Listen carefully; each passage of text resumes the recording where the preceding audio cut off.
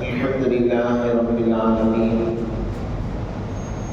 نحمده ونستعينه ونستغفره ونؤمن به ونتوكل عليه ونعوذ بالله من شرور انفسنا ومن سيئات اعمالنا من يهده الله فلا مضل له ومن يضلله فلا هادي له ونشهد ان لا اله الا الله وحده لا شريك له ونشهد أن سيدنا ونبينا ومولانا محمدا عبده ورسوله أما بعد فقد قال الله تعالى في القرآن العظيم والفرقان المجيد أعوذ بالله من الشيطان الرجيم بسم الله الرحمن الرحيم يا أيتها النفس المطمئنة ارجعي إلى ربك راضية مرضية فادخلي في عبادي وادخلي جنتي اللهم ادخلنا. قال نبينا وحبيبنا وشفيعنا محمد رسول الله صلى الله عليه وسلم إنما الأعمال بالخواتيم صدق رسول الله صلى الله عليه وسلم. ربي اشرح لي صدري ويسر لي أمري واحلل عقدة من لساني يفقهوا قولي اللهم ربي زدني علما. எல்லா புகழும் இந்த உலகத்தை படைத்து பரிபாலிக்கின்ற எல்லாம் வல்ல இறைவன் அல்லாஹ் ஒருவனுக்கே உரித்தாவதா. அவருடைய சாந்தியும் சமாதானமும் என்றென்றும் நம் உயிரிலும் மேலான கண்மணி நாயகம் ஸல்லல்லாஹு அலைஹி வஸல்லம் அவர்கள் மீதும் அவர்களை பின்பற்றிய உத்தம சத்திய சஹாபாக்கள் தாபிஈன்கள் தாபிஈன்கள் நாதாக்கள் நல்லடியார்கள் குறிப்பாக இங்கே ஒன்று கூடி இருக்கக்கூடிய நம் அனைவர்கள் மீதும் நம்முடைய குடும்பத்தார்கள் மீதும் அல்லாஹ்வின் சாந்தியும் சமாதானமும் என்றென்றும் குன்றாமல் குறையாமல் இருந்து நிலவட்டுமாக ஆமீன். அல்லாஹ்வினுடைய பெரும் கிருபையினால் மாதந்தோறும் சிறப்பான இந்த நிகழ்வை நாம் நடத்தி வருகிறோம். அல்லாஹ் ரப்பல் ஆலமீன் இந்த மஜ்லிஸை கபூல் செய்தவர் புரிவானாக. தொடர்ந்து இந்த நிகழ்வை நடத்துவதற்கான பாக்கியத்தை அல்லாஹ் தந்தவர் புரிவானாக. பேசும் கேட்கும் நல்ல விஷயங்களை வருங்காலங்களில் எடுத்து அமல் செய்கிற நிறைவான தௌஃபீகை தந்தவர் புரிவானாக. எல்லா நிலைகளிலும் அவருக்கு நன்றி செலுத்தி வாழ்கிற நன்மக்களாக நம்மை ஆக்கியவர் புரிவானாக. சங்கைக்குரிய தாய்மார்களே, கண்மணி நாயகம் ஸல்லல்லாஹு அலைஹி வஸல்லம் அவர்கள் நமக்கு மிகப்பெரிய வழிகாட்டியாக அல்லாஹ் தந்திருக்கிறார். அந்த நபி அவர்கள் நமக்கு காட்டிய உயர்ந்த பண்புகளையும் நடைமுறைகளையும் வெறும் செவிவழி செய்திகளாக கேட்டு செல்லாமல் அதை நடைமுறைப்படுத்துவதற்கு நாம் ஒவ்வொருவருமே முயற்சிக்க வேண்டும். ஏதோ நேரம் போக்குக்காக வேண்டி நடத்தப்படுகிற நிகழ்வல்ல இந்த பயான் நிகழ்ச்சிகள். சமுதாயத்தில் ஒரு மாற்றங்கள் ஏற்பட வேண்டும், தீனை குறித்து அறிந்து கொள்ள வேண்டும், மார்க்கத்தின் தொடர்போடு இருக்க வேண்டும் என்கிற ஒரு உயர்ந்த சிந்தனையோடு தான் இந்த நிகழ்வை பல சிரமங்களுக்கு இடையிலும் நாம் நடத்துகிறோம். ஆகவே உங்களுடைய ஒத்துழைப்பு என்பது மிக முக்கியமானது. ஆகவே தொடர்ந்து இந்த மஜ்லிஸிலே பங்கு பெறுவதற்கு நீங்கள் தவற வேண்டாம் என்கிற கோரிக்கையை நான் வைத்துக் கொள்கிறேன். அதுபோன்று நாம் இருப்பது மஸ்ஜித் என்பதையும் யாரும் மறந்துவிடக்கூடாது. கொஞ்ச நேரமே வந்தாலும் நாம் இருக்கிற இடம் வந்து அல்லாஹ்வுடைய இறை இல்லம். இந்த மண்ணில் ரப்புக்கு பிரியமான இடம் என்பது இறை இல்லம். அவனுக்கு பிடிக்காத இடம் என்பது கடைத்தல். கடைத்தல் தான் கடுமையான சப்தங்களும் பேச்சுகளும் கூடி நின்று பேசுவதும் சிரிப்பதும் எல்லாம் கடைத்தெருவில் நடக்கும். அது அல்லாஹ்விற்கு பிடித்தம் இல்லாத இடம். இறை இல்லம் என்கிற பொழுது அது ரப்புக்கு பிடித்தமான இடம், மலக்குமார்களுடைய புதூரியத்து இருக்கிற இடம். அந்த இடத்திற்கென்று சில கண்ணியங்களும் மரியாதைகளும் இருக்குகிறது.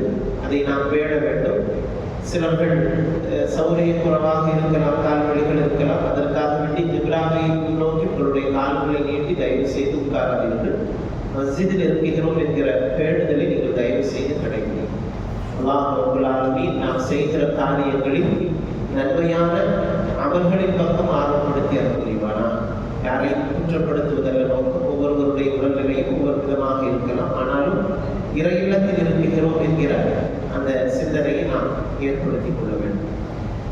இன்றைய மாதத்தினுடைய தலைப்பாக நாம் எடுத்துக்கொண்ட செய்தி, இந்த உலகத்தில் பிறந்திருக்கிற நாம் எல்லோருமே ஒரு நாள் மரணத்தை ஏற்கக்கூடியவர். யாரும் அந்த மௌத்துகளில் இருந்து தப்பித்து விட முடியாது. ஆகவே இறுதி முடிவு என்பது எல்லோருக்கும் அல்லாஹ் வைத்திருக்கிறார். நம் எல்லோருடைய ஆசையும் அந்த இறுதி முடிவு என்பது சிறப்பாக அமைய வேண்டும் என்பதுதான். நபிகள் நாயகம் ஸல்லல்லாஹு அலைஹி வஸல்லம் அவர்கள் அந்த முடிவுகள் எப்படி அமைந்தால் அது சிறப்பான முடிவு என்பதையும் நமக்கு சொல்லித் தந்திருக்கிறார்கள். அந்த சிறப்பான முடிவுகள் அமைவதற்கு நாம் எப்படி நடந்து கொள்ள வேண்டும் என்பதையும் நமக்கு கற்றுத் தந்திருக்கிறார்கள். எப்படி அமைந்தால் அது தவறான முடிவாக இருக்கும் என்பதையும் நமக்கு சொல்லித் தந்திருக்கிறார்கள். ஆகவே இந்த மண்ணில் வாழுகிற காலம் என்பது மௌத்திற்கான காலம் என்பதையும் நாம் நினைவில் வைக்க வேண்டும். நாம் எப்படியும் ஒரு நாள் மரணிப்போம். சிலர்கள் நமக்கு முன்பாக மரணித்திருக்கிறார்கள். பின்பாக அவர்களை தொடர்ந்து நாம் அந்த பயணத்தை மேற்கொள்ளத்தான் இருக்கிறோம். யாரும் இந்த மண்ணில் நிரந்தரமாக வாழ முடியாது.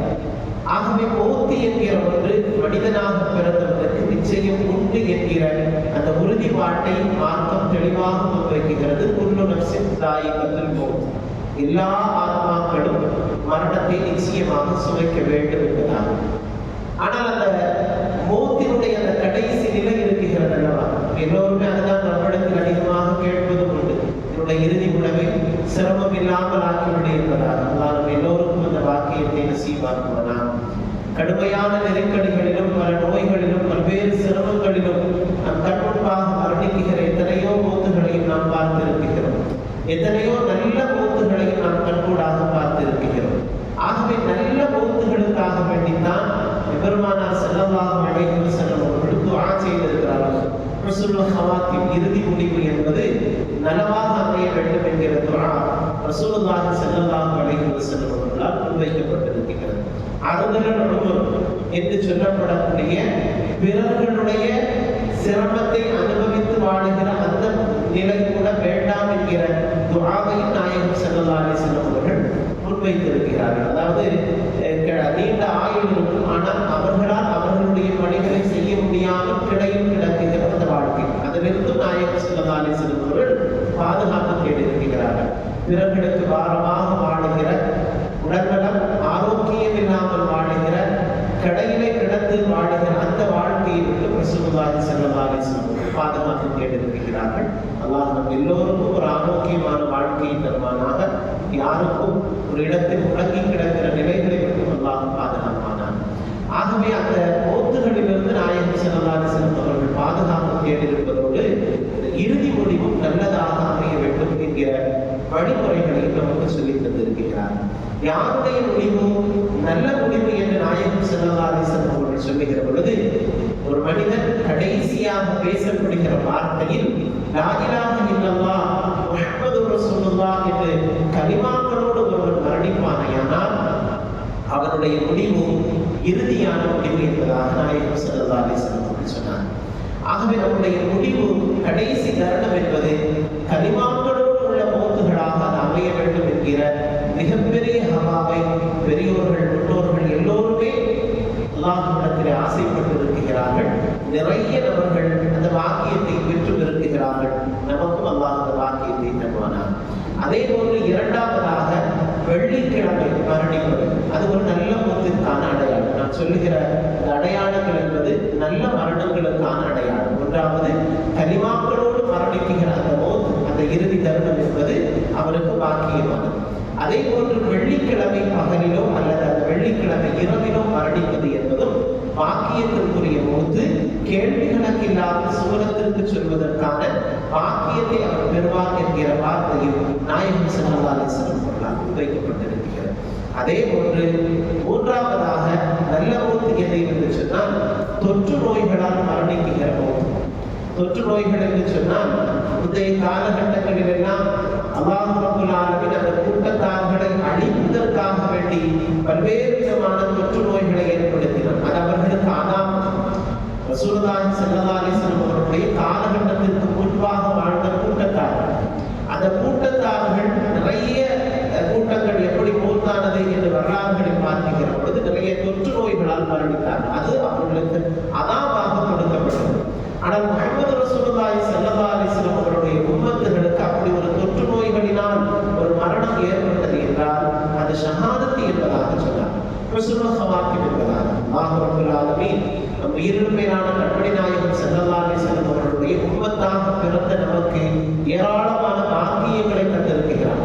முன்னாள் வாழ்ந்த கவுமுகளுக்கெல்லாம் பல்வேறு சட்டங்கள் மிக கடுமையாக சித்தத்தாக இருந்தது. ஒரு நஜீஸ் தன்னுடைய மேடையில், அதாவது ஆடையில் பட்டுவிட்டது என்றால் அந்த பகுதியை வெட்டி வீச வேண்டும் என்கிற சட்டங்கள் எல்லாம் இருந்தது.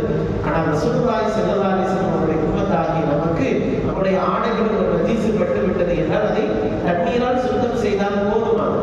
ஆகவே இப்படிப்பட்ட சலுகைகள் எல்லாம் அல்லாஹ் ரப்பல் ஆலமீன் இந்த உம்மத்திற்கு வழங்கிய மாபெரும் நியமத்தை ஒன்றுதான் தயம்மம் என்கிற கடுமையான நோய்வாய் இருக்கிற பொழுது தண்ணீர் உபயோகிப்பதற்கு சிரமம் இருக்கிற மக்கள் தயமம் செய்து கொள்ளலாம் என்கிற அந்த சட்டங்கள் எல்லாம் இந்த உம்மத்திற்கு மட்டுமே கிடைக்கப்பெற்ற மிகப்பெரிய வாக்கியம். முஃபஸ்ஸிரீன்கள் எழுதுகிறார்கள், கிட்டத்தட்ட நபிகள் நாயகம் ஸல்லல்லாஹு அலைஹி வஸல்லம் அவருடைய உம்மத்தாகிய நமக்கு அல்லாஹ் 200க்கும் மேற்பட்ட சலுகைகளை மட்டுமே தந்திருக்கிறார் என்பதான். இந்த முந்தைய காலத்தில் வாழ்ந்த மக்களுக்கெல்லாம் அப்படிப்பட்ட சலுகைகள் கிடைக்கவில்லை. ஆகவே அவர்களெல்லாம் மிக கடுமையான சட்டங்களை பின்பற்ற வேண்டியது இருந்தது.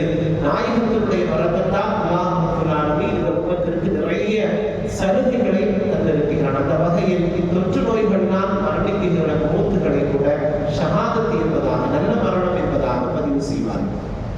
நான்காவதாக, எந்த ஒரு பெண்மணி குழந்தை பெறுகிற அந்த பேர் காலத்தில், குழந்தை பெற்றெடுக்கிற அந்த காலத்தில் அவர்கள் அதன் காரணமாக மரணித்து விட்டார்கள் என்று சொன்னால் அவர்களும் சுவனத்திற்குரியவர்கள், அவர்களும் நல்ல மௌத்திற்கான அடையாளம் என்பதாக பதிவு செய்யப்பட்டது. ஒரு குழந்தையை, ஒரு உயிரை இந்த மண்ணில் தருவதற்காக வேண்டி பல்வேறு தியாகங்களை செய்கிறவர்கள் பெண்மணிகள்.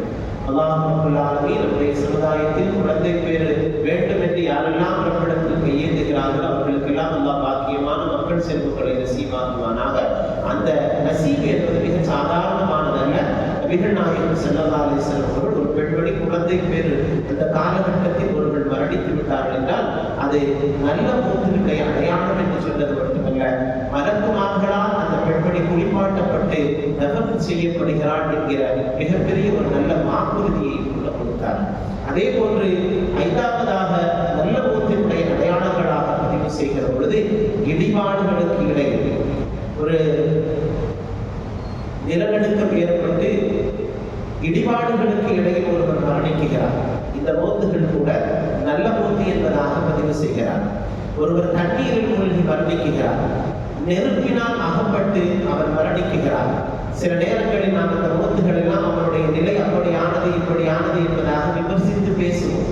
ஆனால் அது கூட சில நேரங்களில் நல்ல மௌத்தினுடைய அடையாளங்களாக இருக்கும், நல்ல முடிவின் அடையாளமாக இருக்கும். அதை தீர்மானிக்கும் இடத்தில் நாம் இல்லை. ஆகவே அல்லாஹ் ரப்பல் ஆலமீன் சில ஹுஸ்னுல் ஹவாத்திம் என்று சொல்லப்படக்கூடிய இறுதி முடிவு என்பது இப்படிப்பட்ட காரணங்களால் ஏற்படுகிற பொழுது அது அவருக்கு இறுதி முடிவு நல்லதாக அமையப்பெறுகிறது என்பதாக பதிவு செய்கிறார்.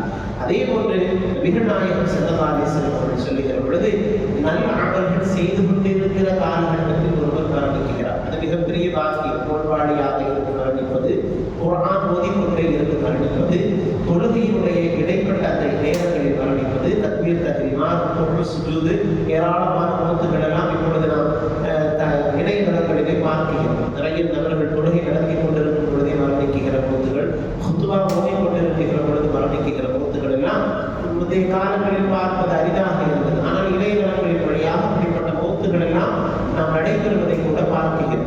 ஆகவே இந்த ஹுஸ்னுல் ஹவாத்திம் என்கிற அந்த இறுதி முடிவு நல்ல அமல்கள் செய்து கொண்டிருக்கிற காலகட்டத்தில் வருகிறது என்றால் அது மிகப்பெரிய வாக்கியம் என்பதாக ரசூலுல்லாஹி ஸல்லல்லாஹு அலைஹி வஸல்லம் சொன்னார்கள். நம்முடைய மௌத்துகளையும் அல்லாஹ் நல்ல இடங்களில், நல்ல சூழல்களில், நல்ல நேரங்களில், நல்ல வார்த்தைகளோடு மரணிக்கிற மௌத்துகளாக ஆக்குவானாக. நஃபீஸத்துல் பிஸ்ரியா என்று சொல்லக்கூடிய பெண்மணி மிகப்பெரிய இறைநேச செல்வராக இருந்தவர்கள். அனுதினமும் குர்ஆனும் கலிமாகவே அவர்களுடைய நேரத்தை பெரும்பாலும் செலவழித்திருக்கிறார்கள் என்பதுதான் அவர்களுடைய வரலாறு. இந்த பெண்மணியினுடைய வரலாற்றில் இப்படி ஒரு முக்கியமான செய்தி பதிவு செய்கிறார்கள். அவர்கள் வாழ்ந்த வீட்டிலேயே அவர்கள் அடக்கம் செய்யப்பட வேண்டும் என்கிற ஆஜத் அவர்களிடத்தில் இருந்தது. அந்த ஆஜத்தை நிறைவேற்றும் விதமாக அவர்கள் வாழும் காலத்திலேயே ஒரு கபரை அவர்களுடைய வீட்டில் தோண்டி வைத்துவிட்டு அதில் 1000 குர்ஆனை அவர்கள் அமர்ந்து ஓதினார்கள் என்பதாகும். அவர்கள் கடைசியாக இருக்கும் இடம் என்பது குர்ஆனால் நிறைந்திருக்க வேண்டும், அந்த சவாபுகளால் நிறைந்திருக்க வேண்டும் என்கிற மிகப்பெரிய பேராவலை பெற்றிருந்த காரணத்தினால் நஃபீஸத்துல் பிஸ்ரியா அவர்களுடைய வீட்டில் 1000 குர்ஆனை ஓதக்கூடிய பழக்கத்தை அவர்கள் ஏற்படுத்தி வைத்தார்கள் என்கிற செய்தி அவர்களுடைய வரலாற்றில் பார்க்க முடிகிறது. என்றால் அவர்கள் நேரங்கள் எவ்வளவு பாக்கியமாக அதை அவர்கள் பயன்படுத்தி இருக்கிறார்கள் என்பதை இங்கே கவனிக்க வேண்டும். ஆகவே நமக்கு கிடைத்திருக்கக்கூடிய நேரங்கள் பல நேரங்களிலும் நாம் தவறான வழிகளில் அந்த நேரங்களை செலவிடுகிறோம். ஆகவே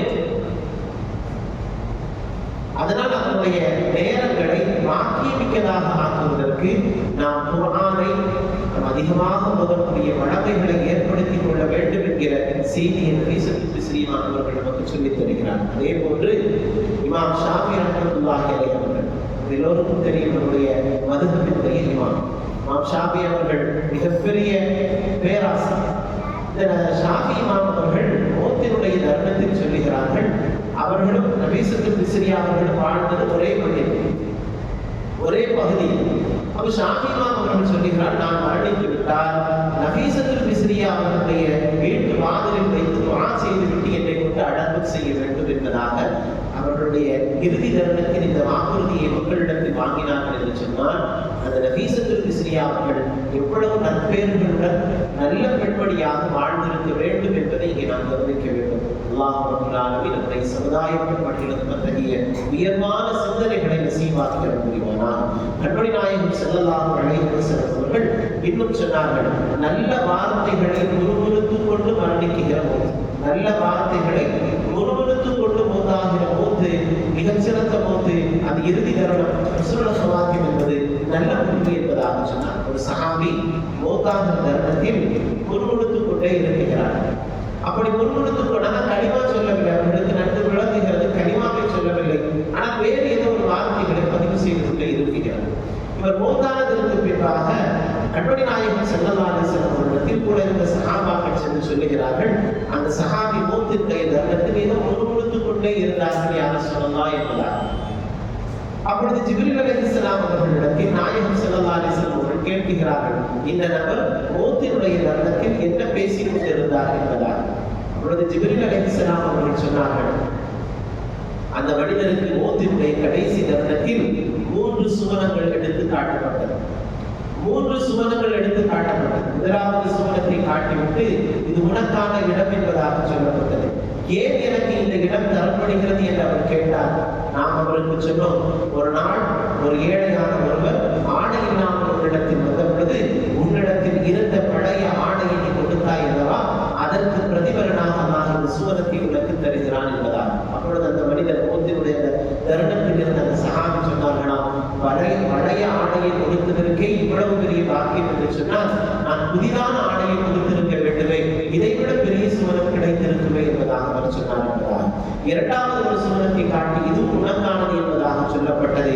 எதற்கு இந்த சுவனம் எனக்கு தரப்படுகிறது என்று அவர் கேட்டார். ஒரு வயதான மனிதன் வழியை நடக்க முடியாமல் தடுமாறி நினைக்கிற பொழுது அவரை தூக்கி மஸ்ஜிதின் பக்கம் கொண்டு சேர்த்தீர்கள் அல்லவா, அந்த பிரதிபலனுக்காக இந்த சுவனத்தை உங்களுக்கு தருகிறான் என்பதாக சொல்லப்பட்டது. அவர் சொன்னார், வெகு தூரத்திலிருந்தே நான் அவரை சுமந்து வந்திருக்க வேண்டுமே, அப்படியானால் இதைவிட இன்னும் விசாலமான சுவனம் எனக்கு கிடைத்திருக்குமே என்று அவர் சொன்னார். மூன்றாவதாக அவரிடத்தில் சொல்லப்பட்டது, இந்த சுவனம் உனக்குத்தான் என்பதாக. ஏன் இது எனக்கு தரப்பட்டது என்பதாக மூத்தினுடைய இறுதி கட்டத்தில் இருக்கக்கூடிய மனிதர் கேட்டார். அவருக்கு சொல்லப்பட்டது, நீ உணவருந்தி கொண்டிருக்கின்ற பொழுது ஒரு ஏழைகளிடத்தில் உணவு கேட்டார். நீ சாப்பிட்டுக் கொண்டிருந்த உணவின் ஒரு பகுதியை நீ கொடுத்தாய் அல்லவா, அதற்காக வேண்டி உனக்கு இந்த சுவனம் தரப்படுகிறது என்பதாக. அந்த நேரத்தில் அவர் சொன்னார், நான் சாப்பிட்டுக் கொண்டிருந்த உணவின் ஒரு பகுதியை கொடுப்பதற்கு இவ்வளவு பெரிய பாக்கியம் கிடைத்திருக்கிறது என்றால் நான் நிறைய சமைத்து மக்களுக்கு உணவு கொடுத்திருக்க வேண்டுமே என்று அவர் ஆனந்தப்பட்டார். ஆகவே இந்த வார்த்தைகளை தான் அவர் முழுவெடுத்துக் கொண்டிருந்தார்.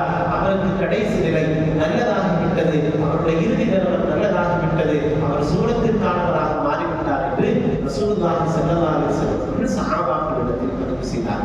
ஆகவே நல்ல வார்த்தைகளை முழுவெடுத்துக் கொண்டிருக்கக்கூடிய பெருமக்களுக்கும் அல்லாஹ் ரப்பல் ஆலமீன் இறுதி முடிவை மிகச் சிறந்ததாக வைத்திருக்கிறார் என்கிற செய்தியை இங்கே நாம் பார்க்க முடிகிறது. அதே போன்று அல்லாஹ்வினுடைய பாதையில் மரணிக்கிற ஷஹீதுகளுக்கு அல்லாஹ் சுவனத்தை வைத்திருக்கிறார். அல்லாஹ்வினுடைய பாதையில் மரணிக்கிற ரப்புக்காக வேண்டி தன்னுடைய உயிரை தியாகம் செய்த ஷஹீதுகளுக்கு அல்லாஹ் ரப்பல் ஆலமீன் சுவனத்தில் ஜன்னத்துல் மர்வா என்று சொல்லப்படக்கூடிய உயர்ந்த சுவர்க்கம் ஷஹீதுடைய அந்தஸ்தை பெற்ற பெருமக்களுக்கு அல்லாஹ் ரப்பல் ஆலமீன் வைத்திருக்கிறார். நம்முடைய இஸ்லாமிய மார்க்கத்தில் கடந்த வரலாறுகளை நீங்கள் எடுத்து பார்த்தீங்கன்னா ஏராளமான போர்கள் நடைபெற்றது. அந்த போர்க்களத்தில் நிறைய சஹாபாக்கள் ஷஹீதுடைய அந்தஸ்தை பெற வேண்டும் என்கிற ஆவலோடு கூட பயணப்பட்டார்கள். அப்படி ஒரு நடந்த போர் தான் மாட்டா என்கிற போர்.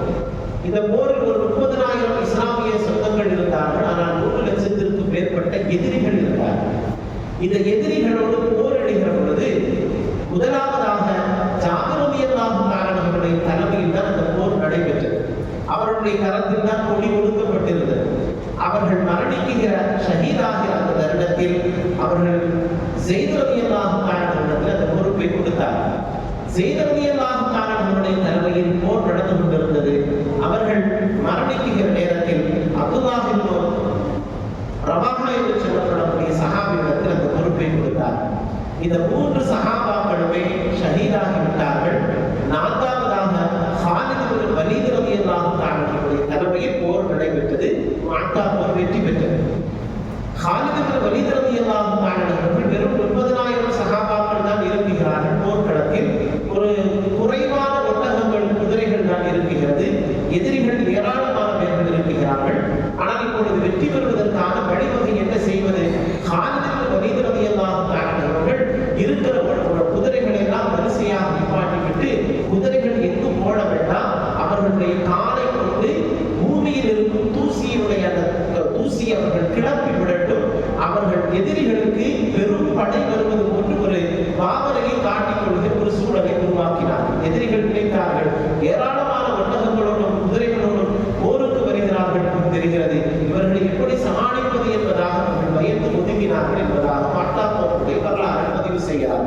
நாம் சொல்ல வந்த செய்தி, இந்த மாட்டா போரில் கலந்து கொண்ட ஜாபிர் ரலியல்லாஹு தஆலா அவர்கள், ஸெய்த் ரலியல்லாஹு தஆலா அவர்கள், அப்துல்லாஹ் இப்னு ரவாஹா போன்ற பெரும் பெரும் சஹாபி ஷஹீதுடைய அந்தஸ்தை பெற்றுக் கொண்டார்கள். அந்த ஷஹீதுகளுக்கு சுவனம் என்கிற செய்தியை நபிகள் நாயகம் ஸல்லல்லாஹு அலைஹி வஸல்லம் அவர்கள் அறிவித்ததாக நாம் பார்க்கிறோம். ஆகவே அல்லாஹ்வினுடைய பாதையில் மரணிக்கிற பெருமக்களுக்கு அல்லாஹ் ரப்பல் ஆலமீன் சுவனத்தை வைத்திருக்கிறார். அவர்களுடைய இறுதி முடிவு என்பது ஆகச் சிறந்ததாக அமைந்தது என்பதால் அதே போன்று யாருடைய இறுதி முடிவு நல்ல முடிவு என்று பதிவு செய்கிற பொழுது எதிரியிடம் தன்னை பாதுகாத்துக் கொள்வதற்காக வேண்டி, எதிரியிடம் இந்த தீனை பாதுகாத்துக் கொள்வதற்காக வேண்டி போராட்ட களத்தில் நின்று மரணிக்கிற அந்த மோத் மிக உயர்வான மோத்து, அது ஹுஸ்னுல் ஸவாத்தின் இறுதி முடிவு சிறந்தது என்பதாக நாயகம் ஸல்லல்லாஹு அலைஹி வஸல்லம் பதிவு செய்தார். அதே போன்று யார் திக்ர் செய்து கொண்டிருக்கிற சூழலில் மரணிக்கிறாரோ அவருடைய மோத்தும் ஆகச் சிறந்த மோத்து என்பதாக நாயகம் ஸல்லல்லாஹு அலைஹி வஸல்லம் சொன்னார். நான் குறிப்பிட்ட இந்த 10 காரணங்களோடு உள்ள மரணம் மோத்து என்பது இறுதி முடிவானது மிகச் சரியான முடிவை அவர்கள் பெற்றுக்கொண்டார்கள் என்பதற்கான அடையாளங்களாக பதிவு செய்யப்படுகிறது. ஹசன் பஸ்ரி ரஹ்மத்துல்லாஹி அலைஹி அவர்கள் லா ஹவ்ல வலா குவத்த இல்லா பில்லாஹ், லா ஹவ்ல வலா குவத்த இல்லா பில்லாஹ் என்கிற அந்த வார்த்தையை பதிவு செய்து கொண்டிருக்கிற பொழுதேதான் அவருடைய ரூஹ் பிரிந்தது என்பதாக பார்க்கிறோம். எல்லா வல்லமையும் ஆற்றலும் அல்லாஹ்வுக்கு மட்டுமே உண்டு என்கிற இந்த கலிமாவை, இந்த திக்ரை அவர்கள் சொல்லிக் கொண்டே இருக்கின்ற பொழுது அவர்கள் மரணித்தார்கள் என்பதாக. ஆகவே நாம் எந்த வார்த்தையை அதிகமாக சொல்லி பழகுகிறோமோ அந்த வார்த்தை தான் நம்முடைய இறுதி கட்டத்தில் கூட வரவேண்டும். அதனால் திக்ரை நாம் நிறைவாக சொல்லக்கூடிய பழக்கத்தை ஏற்படுத்த வேண்டும். லா இலாஹ இல்லல்லாஹ் என்கிற இந்த திக்ரை கல்வின் தொடங்கி நாமால் முடிகிற அந்த பழக்கத்தை நாம் ஏற்படுத்தி வைத்துக் கொண்டோம் என்று சொன்னால் நம்முடைய இறுதி தருணத்தில் பிறர்கள் சொல்லித்தந்து நாம் சொல்ல வேண்டும் என்கிற நிலையை தாண்டி நம்மையும் அறியாமல் அந்த வார்த்தைகளுடைய நாவுகளில் வர தொடங்கிவிடும் என்பதை முஃபஸ்ஸிரீன்கள் எழுதுகிறார். ஆகவே நல்ல வார்த்தைகள் திக்ர்களை நாம் அதிகமாக சொல்லுகிற பழக்கத்தை ஏற்படுத்தி வைத்துக் கொள்கிற பொழுது நம்முடைய இறுதி முடிவுக்கு அது மிகப்பெரிய வாக்கியங்களாக அமையும் என்பதை இந்த செய்திகள் எல்லாம் நமக்கு குறிப்பிடுகிறது. நபிகள் நாயகம் ஸல்லல்லாஹு அலைஹி வஸல்லம் அவர்கள் நமக்கு காட்டி தந்திருக்கிற உயர்ந்த பண்புகளையும் நடைமுறைகளையும் செயல்படுத்த தொடங்குகிற பொழுதுதான் நம் உயிரினும் மேலான கண்மணி நாயகம் ஸல்லல்லாஹு அலைஹி வஸல்லம் அவர்கள் காட்டி தந்த இந்த நல்ல போத்துகளை நாம் பெற முடியும். ஆகவே நம்முடைய வாழ்க்கையில் இது போன்றுண்டான உயர்ந்த பண்புகளை, நடைமுறைகளை, பழக்க வழக்கங்களை உருவாக்கி கொள்கிற தன்மையை நாம் அதிகரித்துக் கொள்வோமையானால் ஹுஸ்னுல் ஹவாத்திம் நாம் எல்லோரும் எதிர்பார்ப்பது அதுதான். அந்த இறுதி முடிவு என்பது நல்ல முடிவுகளாக இருக்க வேண்டும் என்பது. எந்த தருணத்திலும் முஸ்லிம் அல்லாமல் நாம் மரணித்து விடக்கூடாது, ஈமான் இல்லாமல் நாம் மூத்தாகி விடக்கூடாது. நாம் பாதுகாக்க வேண்டும். நல்ல இடங்களில் நல்ல மூத்துகளை பெற வேண்டும் என்கிற அந்த ஹவா, அந்த நசீபு நமக்கு வேண்டும் என்று சொன்னால் இதுபோன்றுண்டான நல்ல நடைமுறைகளும் பழக்கங்களும் நமக்கு வர வேண்டும். கண்மணி நாயகம் ஸல்லல்லாஹு அலைஹி வஸல்லம் அவர்கள் சொல்வார்கள், ஒருவர் நல்ல நற்காரியங்களையே செய்து கொண்டிருப்பார், ஆனால் கடைசி நிலையில் அல்லாஹ் அவரை தவறான வழியில் வழி நடத்தி அவர் ஈமான் இல்லாமல் மூத்தாகி போகிற நிலை அவருக்கு ஏற்பட்டுவிடும். காரணம், அவருடைய செயல்பாடு சரியில்லாமல் போனதனுடைய விளைவார். ஆகவே அதுபோன்றுண்டான நிலைகள் நமக்கு வந்துவிடக் கூடாது என்று சொன்னால் நல்ல செயல்களை எப்பொழுதும் செய்கிற நற்பண்புகளை நாம் வளர்த்துக் கொள்ளக்கூடிய பக்குவமிக்கவர்களாக இருக்க வேண்டும் என்பதை நபிகள் நாயகம் ஸல்லல்லாஹு அலைஹி வஸல்லம் அவர்கள் நமக்கு சொல்லித் தருகிறார். ஆகவே நம்முடைய வாழ்க்கையில் எந்த உயர்ந்த நிலையை பெற வேண்டும் என்று சொன்னால் அல்லாஹ்வின் ரசூல் வழிகாட்டி இருக்கிற மிகச்சிறந்த பண்புகள் நம்மிடத்திலே வர வேண்டும். அல்லாஹ் அந்த நசீபுகளை நமக்கு தந்திர புரிவானா. இந்த பண்புகள் எல்லாம் வர வேண்டும் என்று சொன்னால் நாம் என்ன செய்ய வேண்டும்? நாம் மேலே குறிப்பிட்ட ஹுஸ்னுல் ஹவாத்திம் இறுதி முடிவு என்பது நல்லதாக அமைய வேண்டும் என்று சொன்னால், இந்த முடிவுகள் நமக்கு ஏற்பட வேண்டும் என்று சொன்னால் நாம் என்ன செய்யணும் அதையும் மாற்றம் நமக்கு வழிகாட்டுகிறது. நாம் உள தூய்மை உள்ளவர்களாக வாழ வேண்டும். இஹ்லாஸ் முதல் அடையாளம் அதற்கானது. இஹ்லாஸானவர்களாக நாம் இருக்க வேண்டும். மன தூய்மை மிக்கவர்களாக நாம் வாழ வேண்டும். அந்த மன தூய்மையாக வாழுகிற வாழ்க்கை என்பது நல்ல போக்குகளை நமக்கு ஏற்படுத்தி தரும். நாம் என்ன செயல்பாடுகளை செய்தாலும், நாம் என்ன செயல்களை நாம் செய்தாலும், நாம் செய்து கொண்டிருக்கிற செயல்களை எழுதுவதற்கு ஆட்கள் இருக்கிறார்கள். நாம் எதை சொல்லுகிறோமோ அந்த சொல்லை பதிவு செய்வதற்கான ஆட்கள் இருக்கிறார்கள். மலக்குகளை அல்லாஹ் நியமித்திருக்கிறார். நாம் செய்யும் செயல் கண்காணிக்கப்படுகிறது, நாம் சொல்லும் சொல் கண்காணிக்கப்படுகிறது. நம்முடைய கல்வி அல்லாஹ்வால் பார்வையிடப்படுகிறது.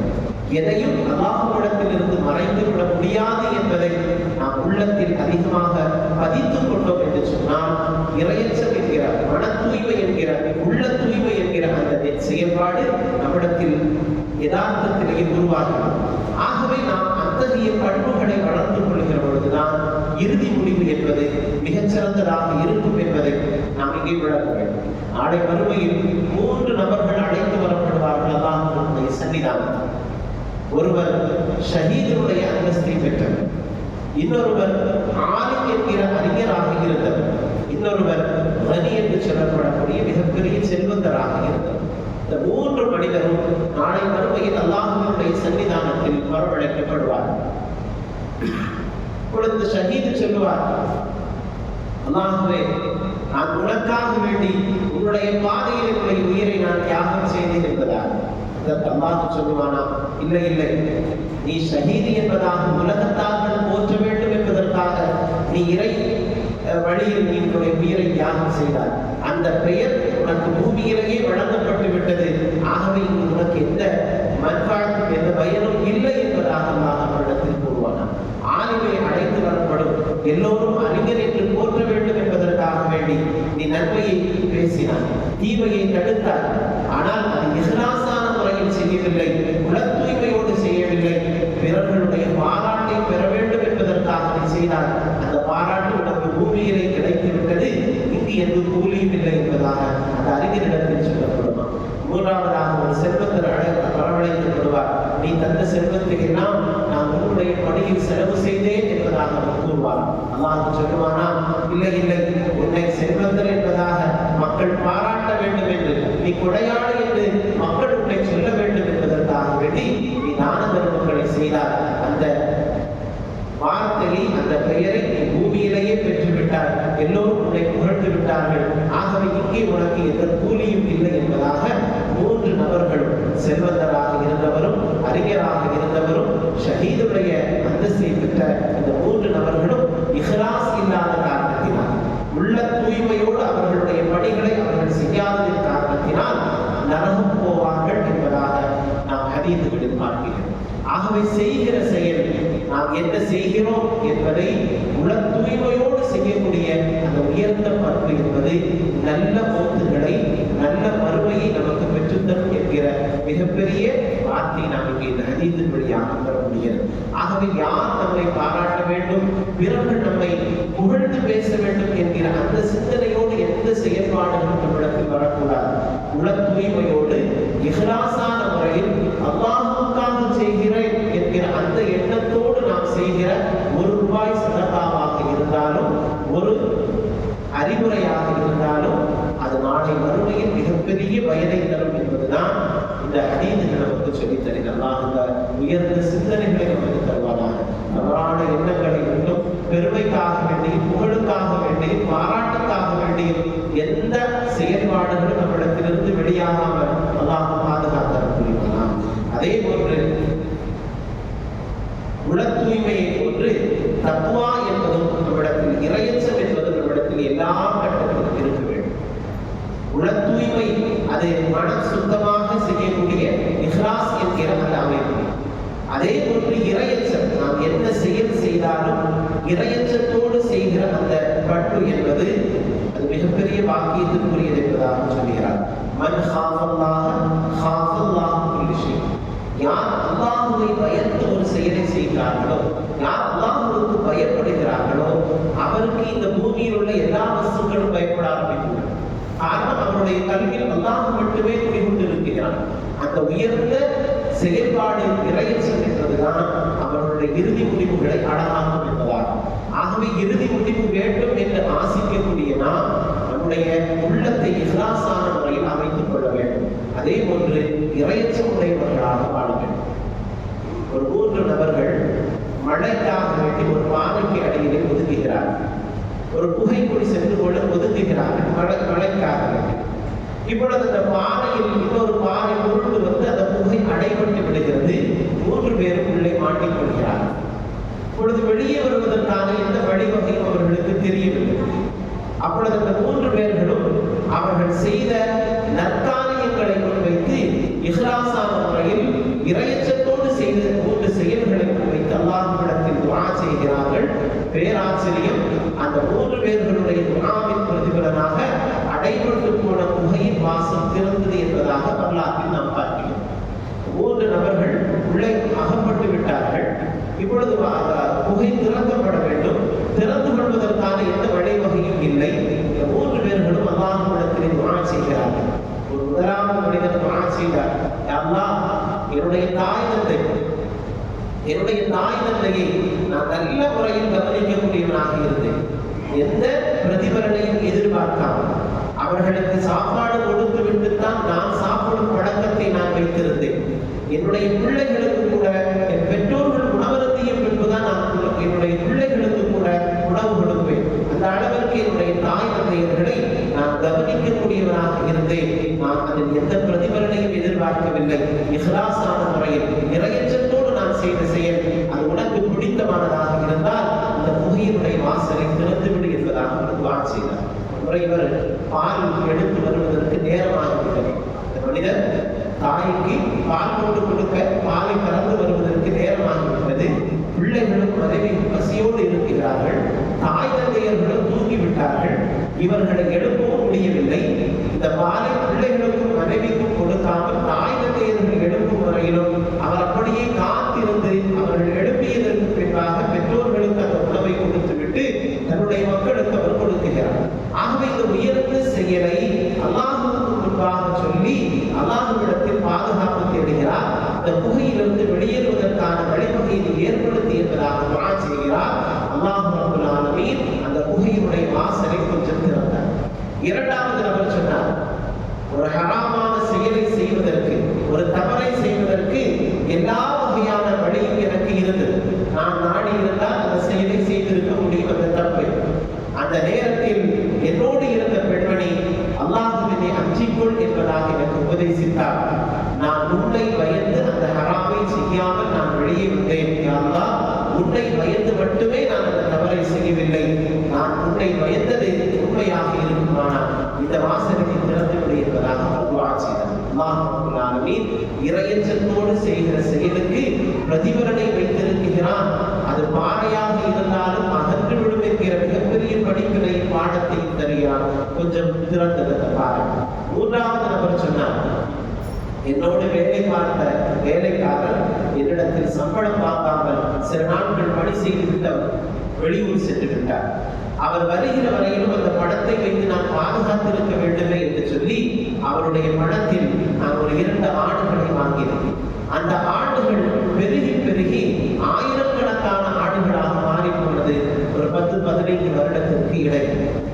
இந்த 15 வருடங்கள் கழித்து அந்த ஆடு என்னோடு வேலை செய்த அந்த நபர் திரும்பி வந்து, நான் உங்களிடத்தில் இத்தனை காலங்கள் வேலை பார்த்தேன், அதற்கான சம்பளம் வாங்கவில்லை, நீங்கள் அந்த சம்பளத்தை தந்தால் எனக்கு உபகாரமாக இருக்கும் என்று கேட்டார். நான் இந்த ஆட்டு மந்தை அத்தனையும் உன்னுடைய சம்பளத்தின் வழியாக பெருகியது, நீ அது அத்தனையும் எடுத்துக்கோ என்பதாக நான் அவனுக்கு கொடுத்தேன். அந்த செயல் உன்னை திருப்தி அடைய செய்திருக்கும். ஆனால் நீ இந்த புகையினுடைய வாசலை திறந்து விடு என்பதாக மூன்றாவது நபர் சொன்னார். அவர்களுடைய இறையச்சம், அவர்களுடைய இஹ்லாஸ், மன தூய்மை, அல்லாஹ்வை பயந்து செய்த அந்த செயல்பாடுகள் அந்த பெரும் சிரமத்திலிருந்து அவர்களை பாதுகாத்தது. வெளியிலே அந்த பாடி திறந்தது என்பதாக இவர்களுடைய வரலாறுகளை பார்க்கிறோம். ஆகவே நாம் செய்கிற செயல் இஹ்லாஸான முறையில் அமைந்திருக்குமையானால், தக்வா நிறைந்ததாக அமைந்திருக்குமையானால் அதற்கான கூலி என்பது சாதாரணமானது அல்ல.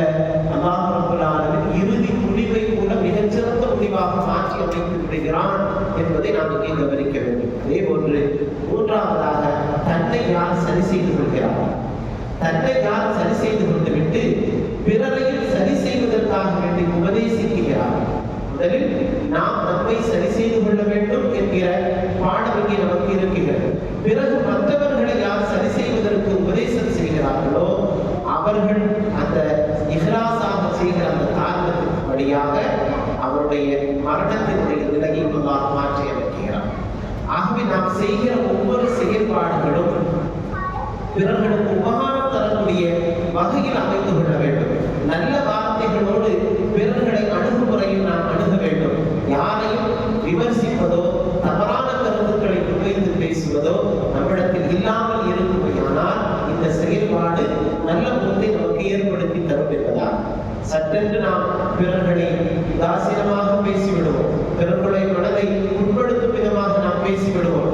பிறர்களை அவதூறாக ஏதாவது பேசிவிடுவோம். பிறர்களை குறித்து புறம் பேசுவோம். இப்படி ஏராளமான தவறுகளை நாம் செய்வதன் வழியாக இறுதி முடிவை கூட நாம் நல்ல முடிவாக பெற்றுக்கொள்ள முடியாது என்பதை இந்த செய்திகள் நமக்கு உணர்த்துகிறது. இறுதி முடிவு அழகாக வேண்டுமானால் இறையச்சம் ஏற்பட வேண்டும், இஹ்லாஸ் ஏற்பட வேண்டும், தக்வா ஏற்பட வேண்டும். நம்மை நாம் சரி செய்துவிட்டு பிறருக்கு உபதேசம் செய்யக்கூடியவர்களாக இருக்க வேண்டும் என்கிற படிப்பினையை தருகிறார். அதே போன்று பெரும் பாவத்தை முழுமையாக கைவிட வேண்டும். இதுவெல்லாம் இந்த மார்க்கம் பெரும் பாவம் என்பதாக முன்வைக்கிறது. அந்த பெரும் பாவங்கள் அத்தனையும் யார் கைவிடுகிறாரோ அவருக்கு அல்லாஹ் இறுதி முடிவை சிறப்பாக்குகிறார். இறுதி முடிவை அல்லாஹ் சிறப்பாக்குகிறார். வட்டி வாங்குவது, பிறர்களை கொலை செய்வது, அல்லாஹ்வுக்கு இணை கற்பிப்பது, பிறர்களை இட்டு கட்டுவது, மோசமான தொழில்களில் ஈடுபடுவது, இது போன்றுண்டான பெரும் பாவங்களிலிருந்து யார் தன்னை பாதுகாத்துக் கொள்கிறாரோ அந்த மனிதருக்கு அல்லாஹ் ரப்பல் ஆலமீன் இறையச்சமுடைய மனிதராக வாழ்வதற்கான வழிவகையை செய்வதோடு இறுதி தருணத்தையும் அல்லாஹ் சிறப்பாக்குகிறான் என்பதால் அதே போன்று பிறருக்கு அநீதம் செய்யாமல் வாழப்பட வேண்டும். எந்த கட்டத்திலும் யாருக்கும் எந்த அநியாயத்தையும் செய்யக்கூடாது. இறுதி முடிவு நன்றாக வேண்டுமானால் நாம் நம்மை சரிபடுத்திக் கொள்வதற்கான வழிவகைகளுக்கு வேண்டாம். பிறருக்கு எந்த வகையிலும் அநீதம் இழைக்காதவர்களாக, பிறர்களுடைய பொருளாதாரத்தை அபகரிக்காதவர்களாக, பிறர்களுக்கு எந்த வகையிலும் நஷ்டத்தை உருவாக்காதவர்களாக, பிறர்களுடைய விஷயத்தில் பேணுதலாக நாம் நடந்து கொள்கிற பொழுது அல்லாஹ் நல்ல எண்ணங்களை, நல்ல தன்மைகளை நமக்கு உருவாக்குகிறான். அதன் வழியாக இறுதி முடிவை கூட நாம் நல்ல முறையில் பெற்றுக்கொள்ள முடியும். அதே போன்று உயிரினும் மேலான கண்மணி நாயகம் ஸல்லல்லாஹு அலைஹி வஸல்லம் அவர்களுடைய சுன்னத்துகளை மிக முக்கியமாக பேணுதலாக கடைபிடிப்பது. அது சிறு விஷயமாக இருந்தாலும் சரி, சிறு சுன்னத்தாக இருந்தாலும் சரி, அந்த சுன்னத்தை நாம் முழுமையாக பின்பற்றுகிற பொழுது அல்லாஹ் தரக்கூடிய வாக்கியம் என்பது மிகப்பெரிய இறுதி முடிவை சிறப்பாக ஆக்குவது. ஆகவே நம்முடைய இறுதி முடிவு நலவாக ஆக வேண்டுமானால் இத்தகைய தன்மைகளை நாம் வளர்த்துக் கொள்ளவர்களாக இருக்க வேண்டும். ஆகவே நபிகள் நாயகம் ஸல்லல்லாஹு அலைஹி வஸல்லம் அவர்கள் ஏராளமான பண்புகளை நமக்கு காட்டிக் கொண்டிருக்கிறார். முஸ்லிம் என்று சொன்னால் எப்படி வாழ வேண்டும் என்கிற வாழ்க்கை முறை நம் உயிரினும் மேலான நாயகத்தால் முன்வைக்கப்பட்டிருக்கின்றன.